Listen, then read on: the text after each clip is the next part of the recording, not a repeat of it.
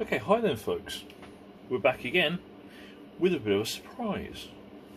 So for those of you that have watched my video on explaining Eduard and their various different boxings, you'll know that after the weekend editions and the Profi packs and all the rest of it, they used to do something called a Royal Class edition. And they haven't done for an awfully long time. And after the fire at the factory, etc., it looked as though that was never going to be the way forward in future. But their last Royal Class edition was a 1/48th P-51D Mustang. And what do you know? They're back with their latest version of the Mustang, the P-51B, and we have an exciting return of the Royal Class, which makes me very, very excited because I have many, many of them. So, what's a Royal Class? A Royal Class is basically lots and lots and lots and lots of extra stuff. So, first of all, this is a dual combo. So, there are two kits in here of P-51B/C. I'll get to that in a minute. We have 14 different options for markings, of which obviously these are some. Now you notice mostly American there, but on the other side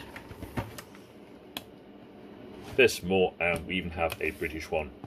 So, as it states here, two complete kits of the North American P-51B and C, production blocks B5NA, B7NA, B10NA, B15NA, C1NT, and the Mustang Mark III,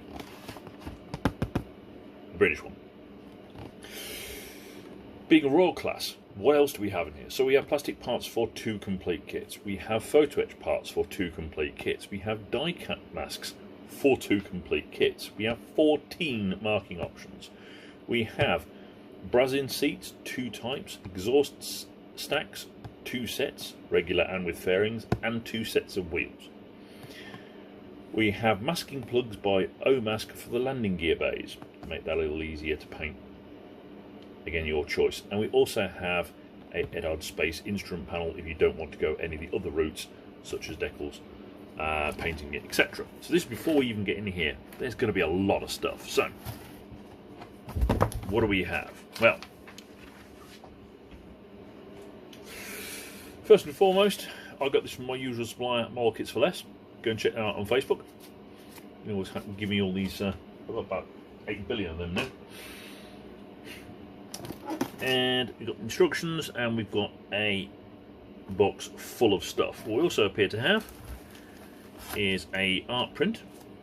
Not sure whether to get that out or not.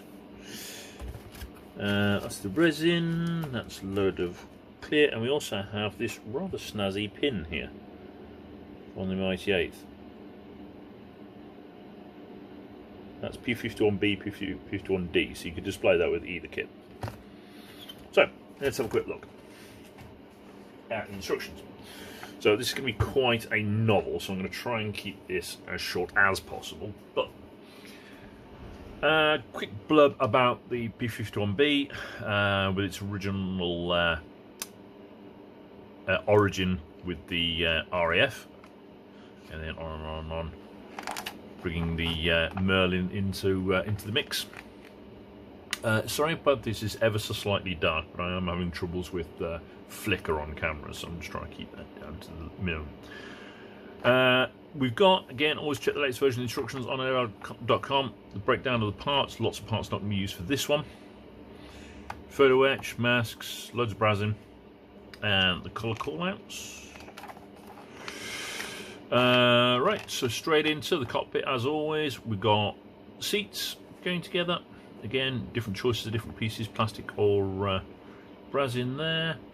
Building it all up nice and slowly. The radio compartment, etc. Again, many optional different pieces here. You've got decals or PE. Again, the colour callouts, breaking that all down nice and carefully, again from all different angles, so you get all the pipe work in all the right places. We've got the side panels going together. There's lots of differences here with regards to markings, so make sure that you know which one you're going to be building first. We've got some masks going on again there. What's that for?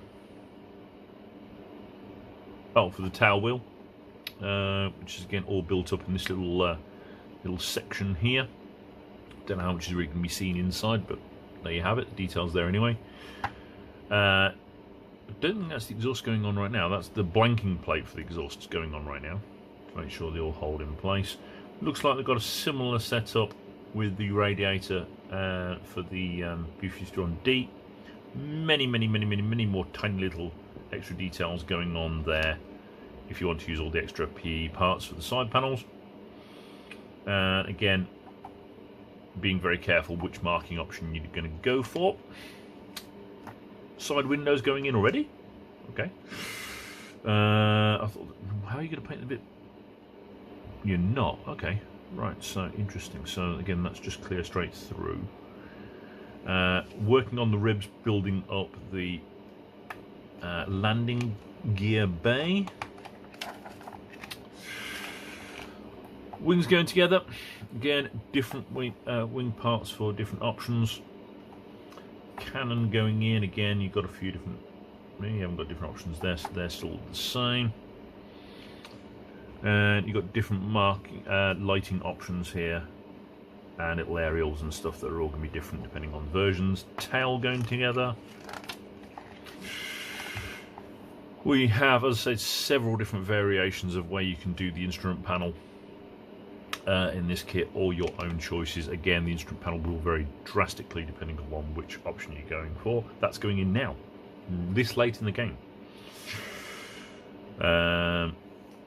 You've got, again, the remaining piece of the radiator going on. We've got a little tiny piece to hold the doors in there. Little tiny piece there, again, in front of the radiator. Sort of the smaller radiator that's just at the nose there, and the blanking plates and or holes, again, depending on the version, going in underneath for the vents. We've got risen wheels, again, with masking parts, all your landing gear all going together, flaps, etc. Again, more parts there for the putting the landing gear on and the flaps on. Again, making sure it's all at the right angles, which is good. Little doors going on. Again, giving you options there. Ooh, many again. So here we go. Right, going for the exhaust. We've got several options going on here, depending on, again, whether you go for brassing, whether you go for plastic, and so on and so on. Looks like we've got the front fairing and windshield in one piece, so we don't have any gaps there. Gun sights, etc. We've got doors open here if you want an open canopy. That would be really delicate, but it would look good if you did. Prop going on, and again, different variations depending on which markings, different aerials, etc. So we've got the other option for canopy, so we have both the older school one with the side door, and we've got the blown Malcolm hood, I assume for the Mustang Mark III and possibly some others. Now the exhausts are going on, being prepared earlier. Got some tiny little details here for bits and pieces, little aerials, etc. We've got a few choices here for bombs and or fuel tanks, paper fuel tanks, metal fuel tanks. Little blurb explaining again where all the masking parts are if you start getting lost, and we're into the markings. So this is all the fun bit. So we have a P-51B 10 for Captain Henry White with the standard cockpit and the blue nose. We've got another B-10 here from Lieutenant Carlton Furman with, again, the blue nose, the Flying Scot. It's pretty cool with a normal, again, cockpit. We've got the blown Malcolm hood on an American one here. Lieutenant Arvil J. Robertson. We have the standard nose again, P-51 C1 NT of William B. Overstreet. We have a P-51D, P-51B 10 of Captain Henry W. Brown.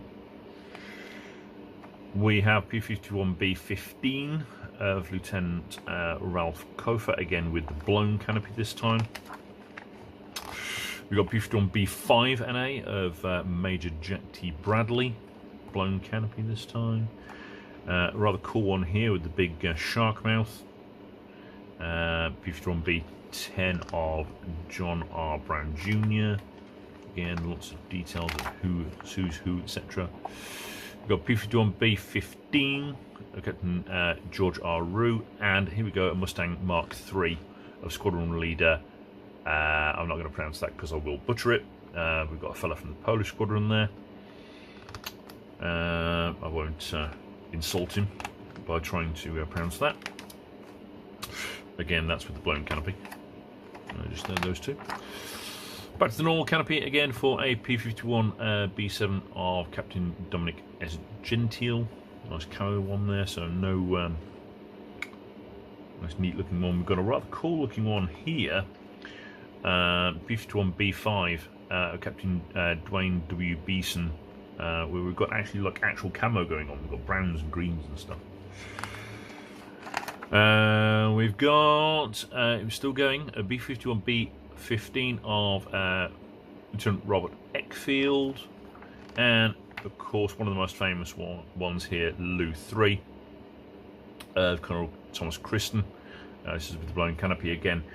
These sort of markings obviously most famously seen in his P-51D that he had later, again using the Lou. And then finally we have stencil positions of everything going on there. Whew! Wow, there's a lot in there. Okay, right. Let's see how quickly we can get through everything else. So let's start with the resin parts. What do we have here? One in camera, yes I am. I can't seem to open a box successfully though. What have they done here? Trying to ruin me. Make things difficult. Okay. Got some nice little resin pieces in here. So we have a beautiful 3D printed seat there with all the, well, two of them actually, two different types. So you can see that in camera, that looks stunning. Again, wheels, two different types, and tail wheels and exhausts there. So they all look stunning. Those seats are fantastic.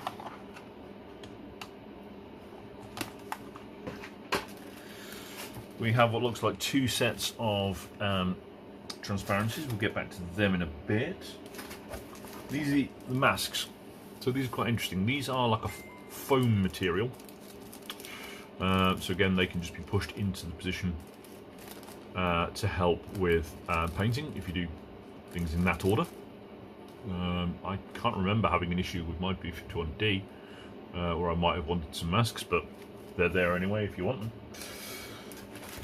We have a ton of plastic. What do we have here? So we have some, I'm not going to bother getting them out, but we've got some decals there for instrument panels. Choose to do things that way. We have etch for, again, instrument panels and smaller details, etc. Again, two full sets. We also have masks, space set as well. If you prefer to do things that way, just the one, not two of those though. We have the big mask set. We have some massive sheets of decals here. Let's have a quick look at those. These are, again, obviously Eduard's own now. I'm not going to get into that argument. We'll have a quick look at one of the sheets just to see what we think. So this is the smaller sheet here. These all look really nice, really solid, nice colours. Again, the yellow's nice and yellow. There's some lovely detail here with some of the nose art. Again, you've got even more different choices when it comes to the instrument panels again. So they all look lovely. Right, okay, so plastic parts, let's go. What have we got? 1, 2, 3 full bags and the transparencies. So let's go. Can I get into this? How do we get in? There we go. Right, so we have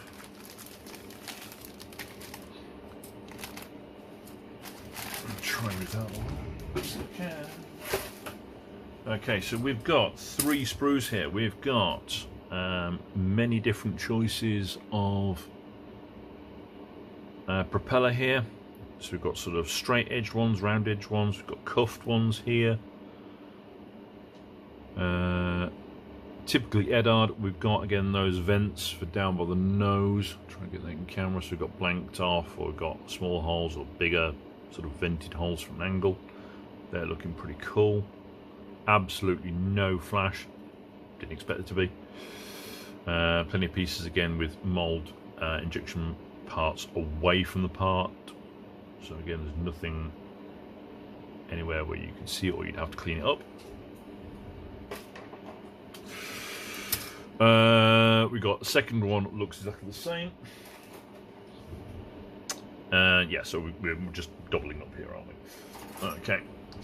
This one we have some rockets. Can't remember seeing them in the instructions, but there you go. We've got some anyway. We've got some big fancier rockets. I need my dad to tell me what sort they are. We've got the again the paper style fuel tanks, the bombs, and the metal style fuel tanks. Again, absolutely no flash on anything like that. It's all looking very, very sharp. Second bag, we have a lot of stuff here. Trying to keep this video down in time, I really am. I know you don't want to be here for like 3 hours while I explain every single little tiny part on here. What do we have again? Doubling up, doubling up, doubling up. So we have sprue just here with some very delicate parts for the tail wheel, plastic parts for the exhaust should you prefer, which are all hollowed out, so they're actually pretty beautiful. Some nice detail on the undercarriage bays. Again, we've got wheel sections here if you prefer not to use the resin. Got some incredibly deep, tiny little parts up here. Again, very sharp. I mean, just look at the wheels, you know, they're looking lovely. Yeah? And again, some more parts inside the braces, etc. For the parts. Again, for the undercarriage. Again, the bay's looking quite nice. There's going to be tons of detail in there when it's all painted up. And then we have this one here. Again, because these are all doubled up. These are all the parts inside the cockpit. Got beautiful looking instrument panel there. Again, chances are you're not going to use it with everything else that's in the box, but there you go. Some very delicate framing. For all inside again, absolutely no flash, no injection marks, nothing. And again, the main bay, we've got that block there that makes up the radio compartment. Again, tons of extra detail will be going onto there, so don't be surprised if there's nothing on there. That's all looking nice. Again, the other ones are just copies. And then probably the most important ones, really, the big parts, really show you exactly how good the kit is going to look if you don't mess it up. And right, as far as I can see, again, these seem to be the same. A very quick look. M and M, and what do we have here? We have O and O. So yeah. So let's put one to one side, one to one side, and let's take a look at these. So wings. So again, they've gone with the same sort of attitude they did with the D, which is to give you some panel line detail, but not to go mad with the riveter, as obviously again these were mostly puttied over. So they're giving you some detail, which again you can further putty over should you decide you want to go for the really smooth look. But you've got some detail, which is nice. on the top level. Obviously the bottom is very different. Again, we've got some lovely panels here with some incredibly fine detail. That's been damaged a little bit, which is a little bit worrying. In transit, tails, again, some incredibly fine, like you can't even feel this when you run your finger over it. That might be a little tiny bit of mold release, maybe? No? Nope. Some incredibly fine detail here on the riveting, etc. Which again, you can't even feel when you run your finger over it. There's nothing. Even if you run your nail over it, there's nothing. It's so fine. Looking stunning. Always love, again, how they give you the section all boxed out there. Catch it in the light, there we go. If you want to put all the machine gun bays in and stuff, again at the top here, it's all marked out already from the opposite side, so it'd be easier to cut out. See, thinking for the modeler, which is nice. These fuselage pieces here with a little bit of tail here, again they've gone for a mixture of some areas with some beautiful riveting detail, again very fine. Barely see that with the light on it. Again, for those of you who are going to use like alclads and stuff like this for the natural metal ones, that's going to look just beautiful, absolutely beautiful. And obviously on the back side, again, obviously most of this is just lining up for all the other parts, so there's no detail in here because of course it's all going to be separate parts. Whew, right, that then finally leaves us with two full packs of transparencies. I'm going to guess that they are the same, so I'm going to open one of them rather than both. This is a very tight bag. Stunning is the answer here. So we've got two different sprues for the different canopies. So we have, again, doors open. This is nice. So they've actually molded the door in with the other part. So once it's painted up, again, you're not going to have to try and balance this piece against this piece really delicately with a load of things trying to hold it up whilst it glues. Because it's actually one part. So you glue the bit in that's painted, and the other bit you don't need to worry about. They are, as expected, beautifully clear, absolutely zero distortion, absolutely stunning. And of course, one of the main reasons, that Malcolm hood. Again, we've got two different ones for open and closed, which again, there's I mean, such a massive piece, and there's basically no real distortion in that whatsoever, and it's crystal clear. There's no other way for it. Again, no damage at all thanks to the good packing. That's absolutely stunning. I'm kind of worried about putting it back though. I'll worry about how I'm going to pack that later. Right, okay, so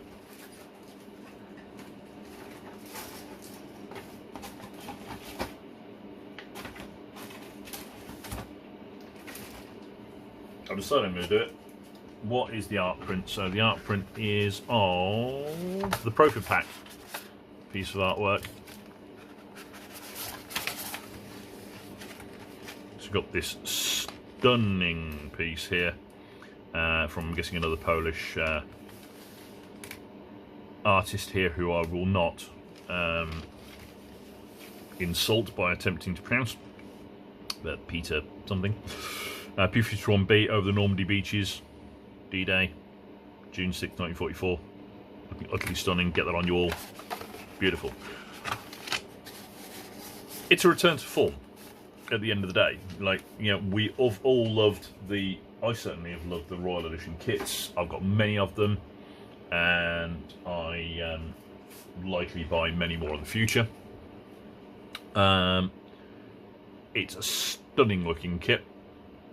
And I imagine all the other boxings will be as well. There will be many more boxings as well. You may notice even with 14 different marking options, there is no options for red tails. Don't get offended, that's because they get their own boxing. So they'll get a special boxing all for themselves. I do not have any specific news about when that is, but it will be sometime later this year. I believe there's also another British boxing coming in time for Telford, hopefully. So my spies tell me. So again, have a good read up, decide which boxing you want, but otherwise, jump on it. We love this. More of this, please. Thank you very much, and take care.